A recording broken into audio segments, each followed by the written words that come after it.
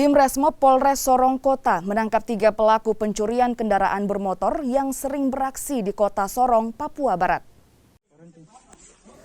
Pelaku tidak dapat melakukan perlawanan ketika polisi menangkap ketiga pelaku di rumah mereka masing-masing.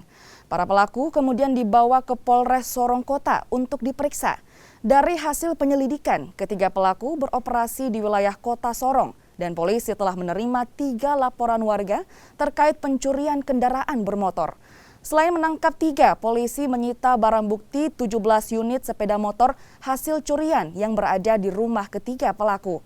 Sementara itu, polisi masih mengejar 1 pelaku yang diduga masuk dalam komplotan 3 pelaku. Kita melakukan penangkapan di pagi hari dan berhasil mengamankan pelaku tanpa perlawanan.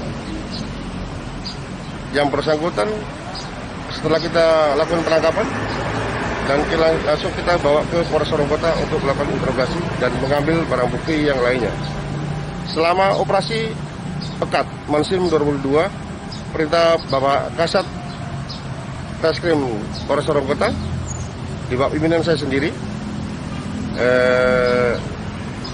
melakukan penangkapan curanmor sebanyak BB yang berada kurang lebih 17 unit yang sementara yang sudah ada kami amankan.